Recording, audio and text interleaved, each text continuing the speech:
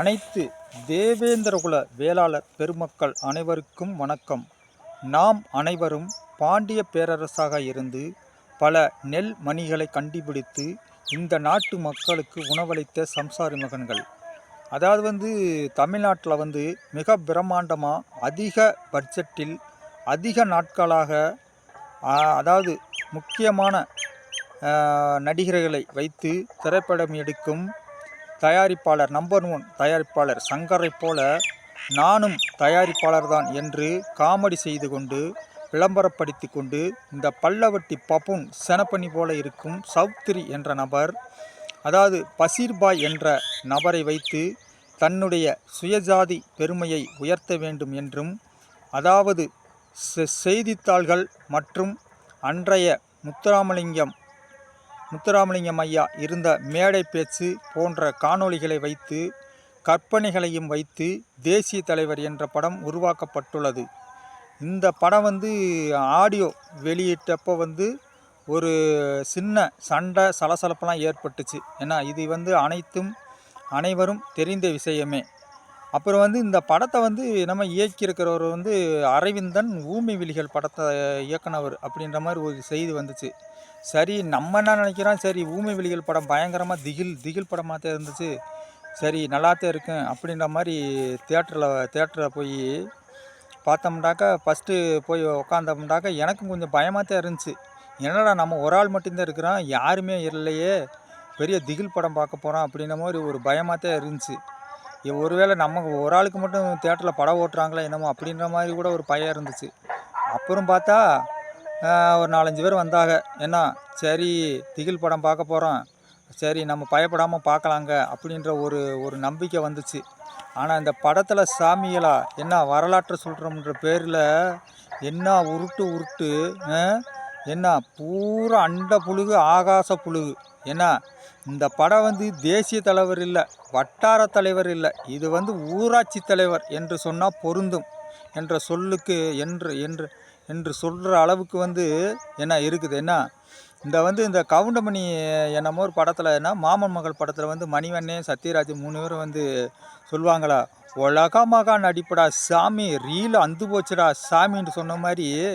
என்ன இந்த படம் உண்மையிலே பயங்கரமான ஃப்ளாப்பு படம். ஏன்னா அதாவது இந்த படத்தில் என்ன இந்த தமிழ்நாட்டில் இதுவரைக்கும் ஆண்ட பச்சை தமிழன் என்று சொல்லக்கூடிய நமது காமராஜர் ஐயா அவர்கள் அதாவது பொற்கால ஆட்சியை கொடுத்து கல்வி கண் திறந்த காமராஜர் ஐயாவை உண்மையிலே இந்த படத்தில் தவறாக நிறையா காட்சிகள் வச்சுருக்காங்க. அதில் ஒரு காட்சி முத்துராமலிங்கம் ஐயா காமராஜர் ஐயாவுக்கு ஆட்டுக்குட்டி வாங்கி கொடுத்து அதனால தான் முதலமைச்சர் ஆனான்ற மாதிரிலாம் காட்சி வச்சுருக்காங்க.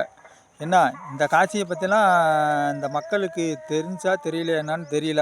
என்ன உண்மையிலே காமராஜர் ஐயாவை பற்றி தான் இந்த படத்தில் முக்கால்வாசி அவரை கொஞ்சம் அப்படியே கொஞ்சம் அசிங்கப்படுத்துகிற மாதிரியே நிறையா காட்சிகளை வச்சுருக்காங்க. ஆனால் இளையராஜா இசை பரவாயில்ல, இளையராஜா இசை பரவாயில்ல, அவர் இசைஞானி, இளையராஜா இசை நல்லா கேட்கக்கூடியதாக இருக்குது. ஏன்னா அப்புறம் நமது எக்குளமும் போற்றுகின்ற, அதாவது கௌதம புத்தரை போல அனைத்து மக்களுக்கும் பல போதனைகளை போதித்த தியாகி இமானுவேல் சேகரனாரை பற்றி மட்டப்படுத்தியும் அவர் கிறிஸ்டின் என்று, அவர் இறக்கும்போது கிறிஸ்டினாகத்தான் இறந்தார் என்று ஒரு சிம்பாலிக்கான ஒரு விஷயத்தை, வேதனையான விஷயத்தை இந்த படத்தில் வைத்திருப்பது மிகவும் கொடுமையான விஷயம். அதாவது இந்த படம் வெளிவர்றதுக்கு முன்பே எங்களுடைய சமுதாயத்திலிருந்து எதிர்ப்பு தெரிவித்தும்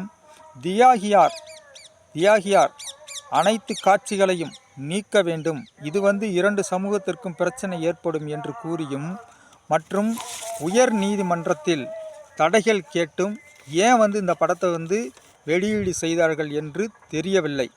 ஏன்னா இந்த படம் உண்மையிலே சொல்லப்போனால் இந்த பரிதாபங்கள் கோபி சுதாகர் கூறுவாங்கள்ல, என்னமா கம்பி கட்டுற கதையெல்லாம் இழுத்து விட்றாங்க பாருங்க என்று சொல்கிறது போல தான் இந்த படம் இருக்குது. ஏன்னா டிவி சீரியல் போல தான் இந்த படம் இருக்குது. ஏன்னா அப்புறம் இந்த படத்தில் பார்த்தோம்னாக்கா பஷீர் வந்து பார்த்தோம்னாக்க சின்ன பிள்ளைகளை வந்து பயமுறுத்துகிற மாதிரி பூச்சாண்டி மாதிரி வந்து சண்டை வேற போடுறாப்படி. ஏன்னா பெரிய காமெடியாக இருக்குது. என்ன அப்புறம் வந்து இன்னொரு விஷயம் வந்து இந்த இந்த பட தயாரிப்பாளர் குழுவினருக்கு நாங்கள் கேட்குறேன். என்ன ஏன் வந்து இந்த எங்களுடைய சமுதாயத்தை பற்றி தலைவர்களை மட்டும் மற்ற சமுதாய தலைவர்களை பற்றி மட்டப்படுத்தி ஏன் வந்து இந்த முத்துராமலிங்கம் ஐயா வந்து உயர்ந்தத்தில் இருந்தார் ஏன் மட்டப்படுத்தி அந்த மாதிரிலாம் செய்திகளை வந்து பரப்புறீங்கன்னு தெரியல. ஏன்னா அதாவது வந்து தியாகி இமானுவேல் சேகரனார் அவர்களுக்கு வந்து 33 வயசில் அவர் இறக்கணும்னு ஒன்றும் தலைவிதி கிடையாது. ஏன்னா இறக்கணும்னு தலைவிதி கிடையாது. அது எழுதப்பட்ட தலைவிதி கிடையாது. இது வந்து கயவர்களால் மாற்றி எழுதப்பட்ட விதிதான் என்பதுதான் உண்மை. ஏன்னா அவர் வந்து அன்னைக்கு வந்து முத்துராமலிங்க ஐயாவும் இமானுவேல் சேகரன் மற்றும் கலெக்டர் முன்பாக வந்து ராமநாதபுரத்தில் வந்து பீஸ் கமிட்டியில் வந்து பேசுகிறாங்க. அதில் வந்து 2 பேருமே வந்து கான்ஃபரேஷன் ஆகலை.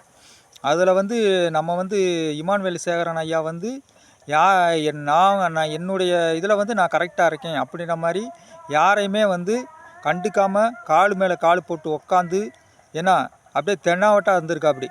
ஏன்னா இதை வந்து பிடிக்காமல் வந்து முத்துராமலிங்க ஐயா வந்து கொந்தளிச்சு போய் என்னடா ஒரு ஒரு ஒரு ஒரு ஆர்மியிலேருந்து வந்த ஒரு சின்ன பையன் வந்து நம்மளை கேள்வி ஆக்குறானே, இவனை வளர விடுறதா, இவனை வந்து வளர விடுறதா, ஏன்டா அப்படி இருக்கீங்க அப்படின்னு வந்து அந்த முத்துராமலிங்க ஐயா வந்து அந்த மறவர் சமுதாயத்தை பார்த்து கேட்க வந்து இந்த வந்து இமானுவேல் சேகரனை வந்து திட்டமிட்டு வந்து கொலை செய்தார்கள். அது வந்து அன்னைக்கு வந்து பாரதியார் பிறந்தநாள் விழாவன்று அவர் வந்து தியாகியார் வந்து ஒரு ஸ்கூலுக்கு வந்து ஒரு ஃபங்க்ஷனுக்கு போயிட்டு வர்றப்ப வந்து திட்டமிட்டு மறைஞ்சு வந்து கொண்டார்கள்.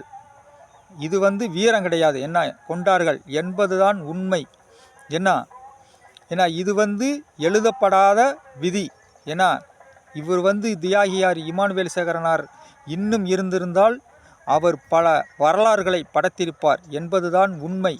ஏன்னா இவரை மட்டும் இல்லை, இந்த தமிழ்நாட்டில் இருக்கிற நிறையா பேரை வந்து வளர விடாமல் ஏன்னா மறைஞ்சிருந்து கொல்றது தான் வந்து இந்த குரூப்பு இந்த படம் எடுத்திருக்காங்கள தேசிய தலைவராக ஊராட்சி மன்ற தலைவராக இந்த படம் எடுத்திருக்கிற மக்களினுடைய நிறையா வந்து இந்த மாதிரி பண்ணுறது தான். இதுக்கு பேர் வீரம் கிடையவே கிடையாது.